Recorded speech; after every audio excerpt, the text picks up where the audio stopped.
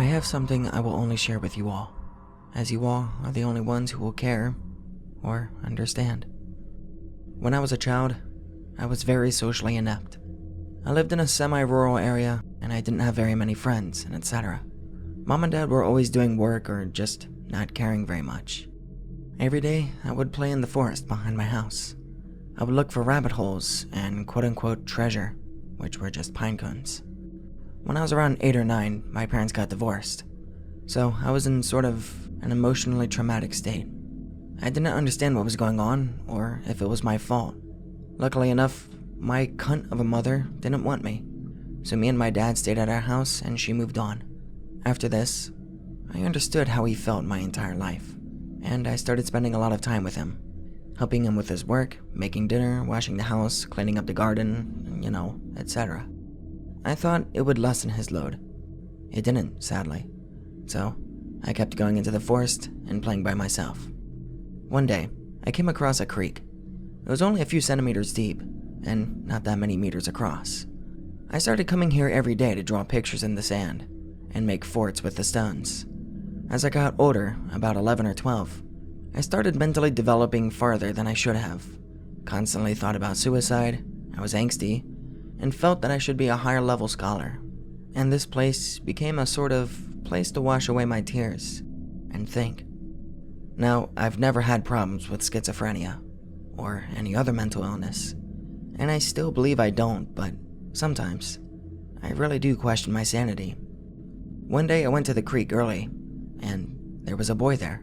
He looked a little younger than me, maybe 10, and was wearing the oddest clothes I had ever seen. Looked like something out of an old Siberian colonist novel my dad had read all the time growing up. He saw me and had a sort of grin on his face, and he said, "Boy, am I glad I'm not the only lonely kid alive." So I said, "I'm sure there's many. Who are you?" He sort of stood there, looking puzzled. I asked again, "What's your name?" He then repeated, "Name?" in this sort of voice I couldn't really take in well, almost like it was electronic or something. "What are you, stupid? What are you called?" He then replied, "Oh, I'm called Desmond. Sorry, I couldn't hear you. What's your name?" I replied with, "I'm Anon. So, why are you here?" He then told me a story about his pap and him living alone in a house on the other side of the woods. The direction he pointed in was a lake. There were no houses over there. I instantly picked up his bullshit, but I didn't say anything. "You should really get a new set of clothes. Where are those from? 1384?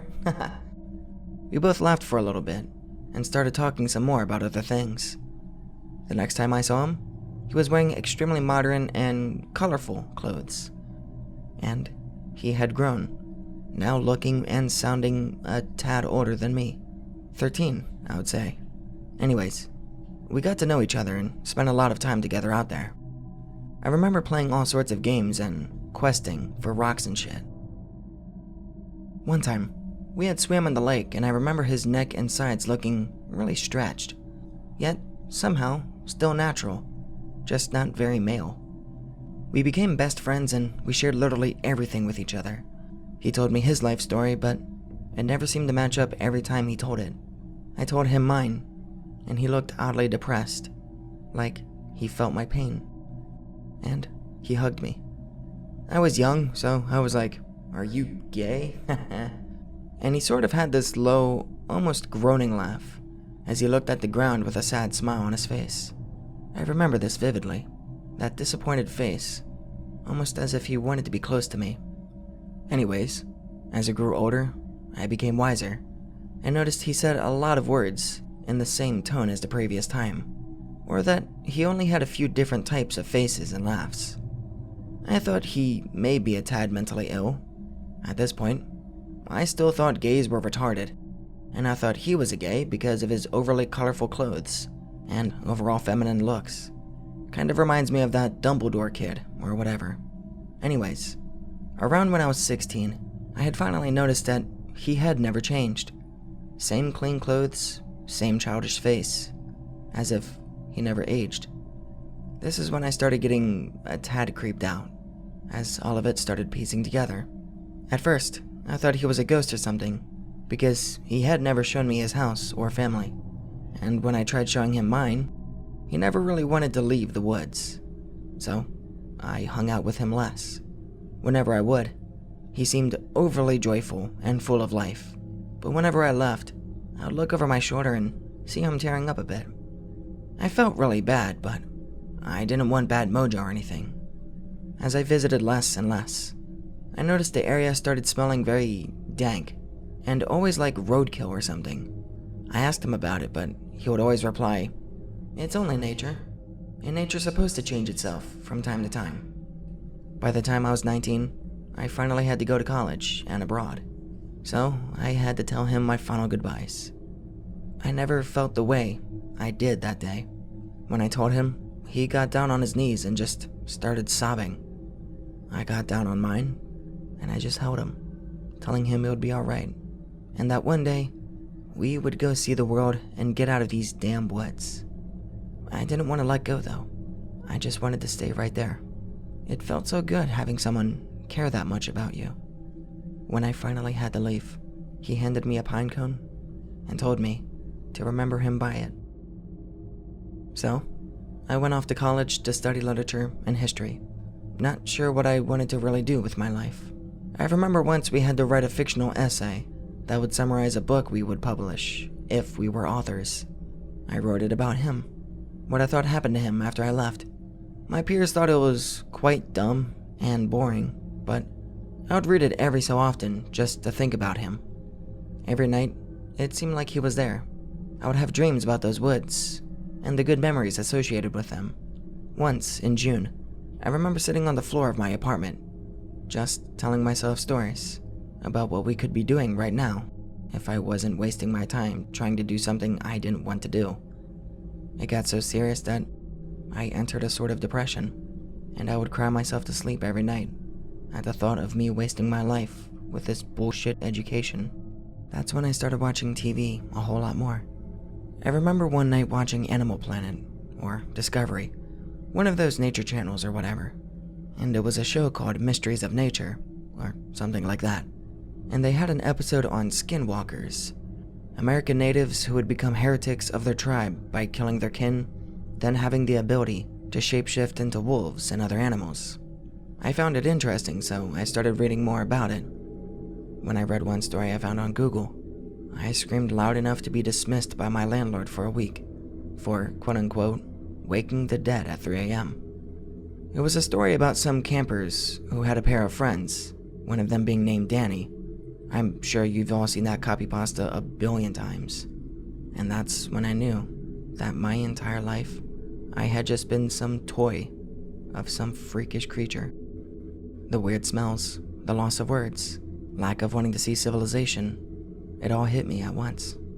That night, and that night alone, I decided I would drive all the way back home and let the thing kill me. It was the only memory keeping me going, and now, that was gone. I kept telling myself, it's game over, it's all a fucking game. The entire drive, I didn't think about anything, other than going to the creek, grabbing him by the neck, and telling him that I wanted to die. My only real friend wasn't even fucking human, just some disgusting creature spawned from the pits of hell. That little friendly blonde boy was probably some settler from God knows when that happened to get his guts ripped out of his asshole. It was very early morning when I finally arrived in my driveway. The dew was still settling on the grass. The birds were chirping, the wind was low, and the sky was that beautiful type of bright you only notice when you get a good night's sleep. I walked around my house and paced right into the woods. The entire walk, the birds slowly stopped singing, the brushes stopped moving, and the sky seemed to slowly brighten into day. I knew this was it. This peaceful day was here to comfort me as I was terminated by some otherworldly being. I got to the creek, and of course, he wasn't there. Did I really expect him to hang around there for 4 years while I was off in college? Did I let my own stupidity get the best of me? I started crying and screaming things at his memory. You fucking lied to me. I was never your friend. You used me. I was pacing in circles, and I came across the spot where I held him in my arms that first time, and I felt my skin crawl. I started blabbering on some speech about how shitty I was, how everything was my fault, how everything in my life, including me finding out the monster that he was my fault. It's only nature, and nature's supposed to change itself from time to time. The birds started chirping again. The dew seemed to reappear, and the branches of the trees swayed in a way that made the morning sky seem like a gradient. I just looked at him in anger, and he looked at me in depression. "You've come here to kill me, right?" I said nothing, but I slowly approached him, my body sort of limping in anger. "I'm so sorry, Anan. I never meant to hurt you in any way."